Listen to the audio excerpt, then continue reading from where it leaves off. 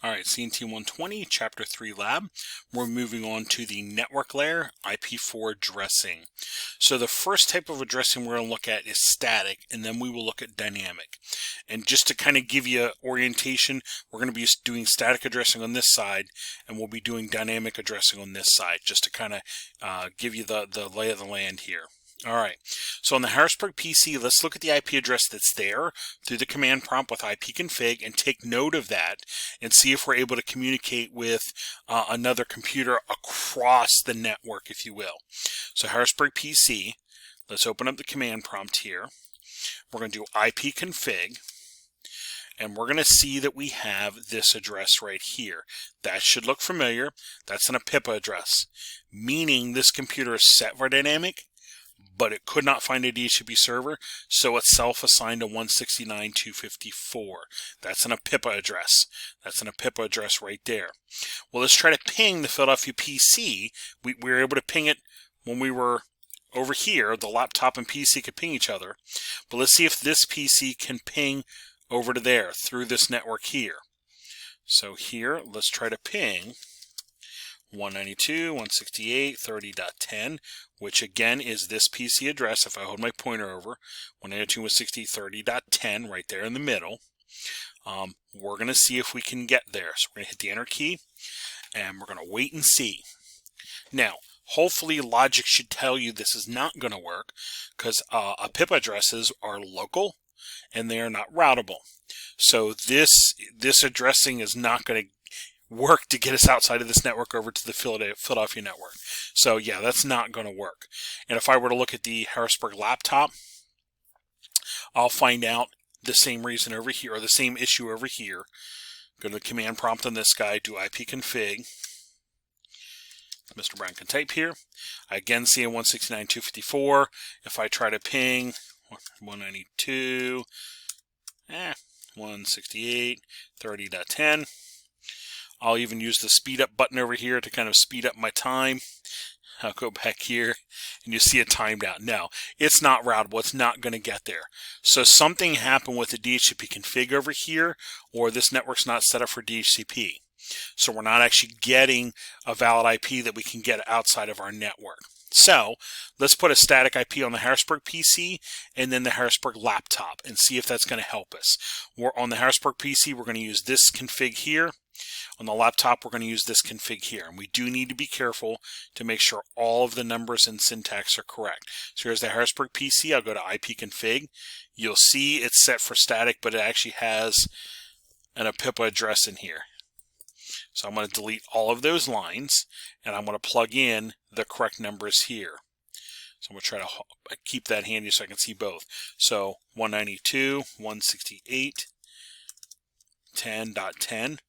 Again, we're watching for typos. There's 255.255.2550. Looks good. 192.168.10.1. That is the address of the router we're attached to, 10.1. And DNS server 192.168.30.2. That DNS server is actually over here on this side of the network right there, 30.2. So we're using that DNS server. So that should be a valid address to use. Okay, I'm going to close that. I'm going to open the command prompt and I'm going to verify ipconfig. And I'm going to look for that setting I just put in, 192.168.10.10. Subnet mask looks good. Gateway looks good. And I'm actually checking every number there to make sure there's no typos.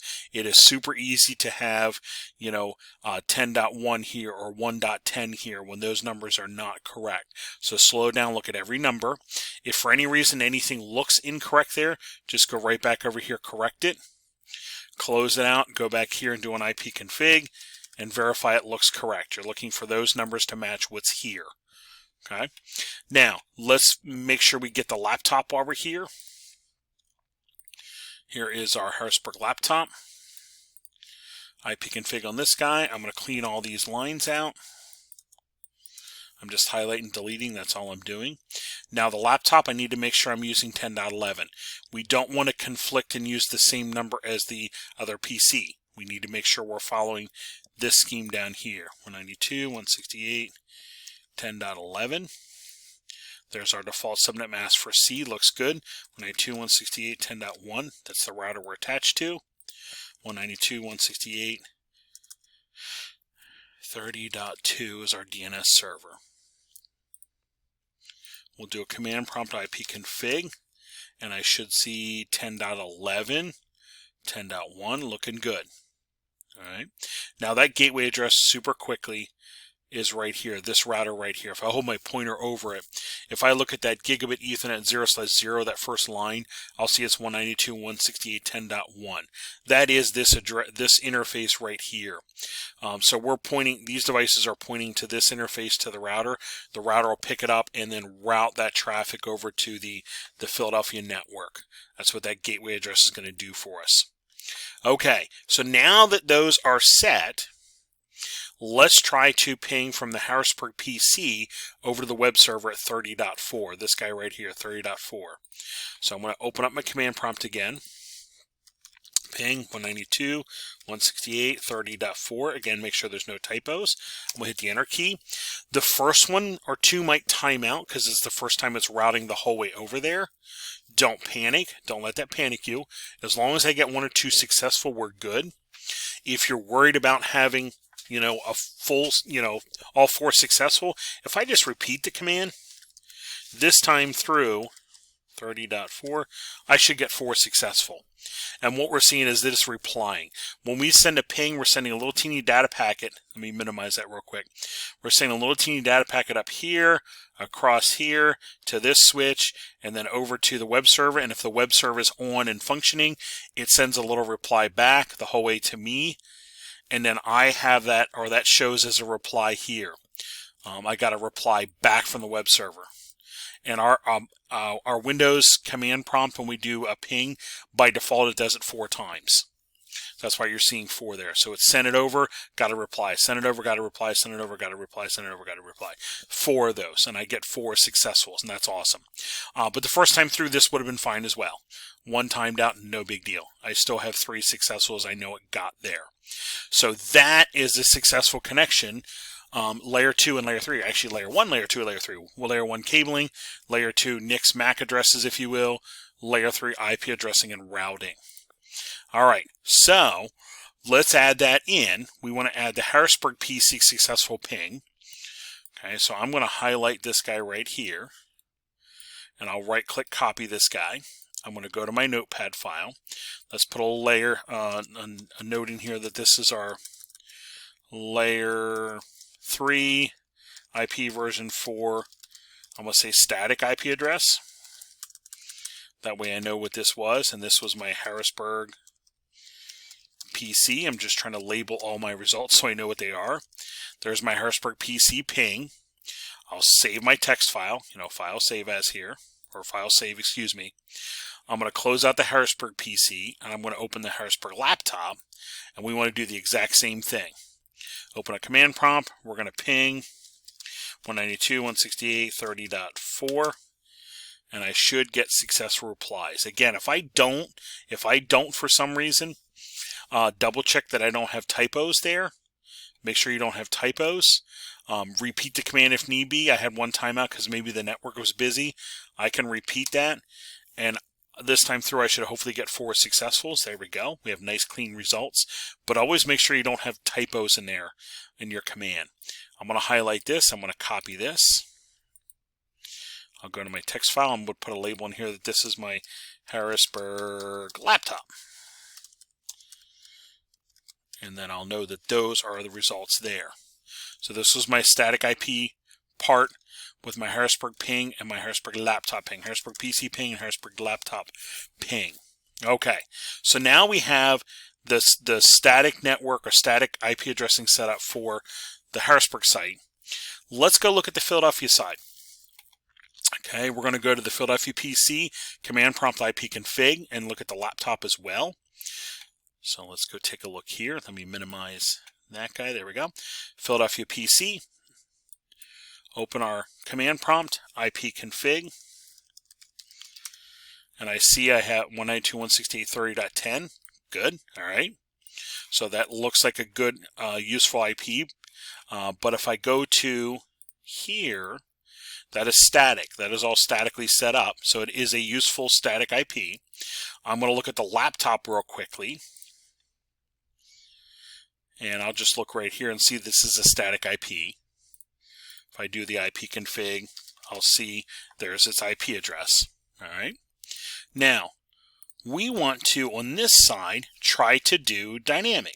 So let's go try on the Philadelphia PC. Let's try to set it for dynamic addressing. Philadelphia PC, here we go. IP config dynamic. We're going to give it a try. It's requesting an IP. We'll give it a second, and it looks like it failed. It tried, but it failed, so a PIPA address was used.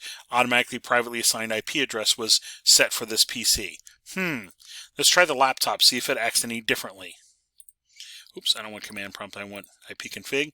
DHCP, it's trying to get an IP, it's trying to ask a DHCP server for an IP. Excuse me. And again, it tried, failed, and it self-assigned to 169.254. Alright. Well, let's take a peek now. That one failed as well. Let's go take a look at the server that we have running in here. Okay, there is actually a DHCP server over here running. I'm going to open this guy.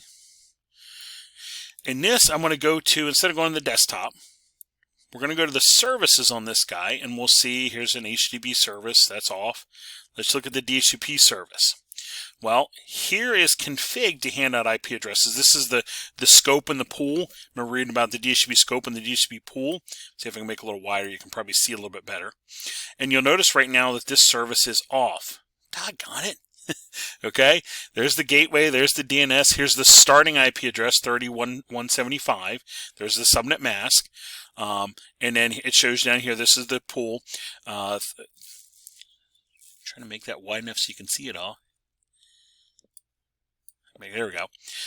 Starting IP 31.75, subnet mask, over here's gateway, DNS server, so forth. All that's configured, but the service is off. So let's turn this service on. It should hopefully now be responding to DHCP requests.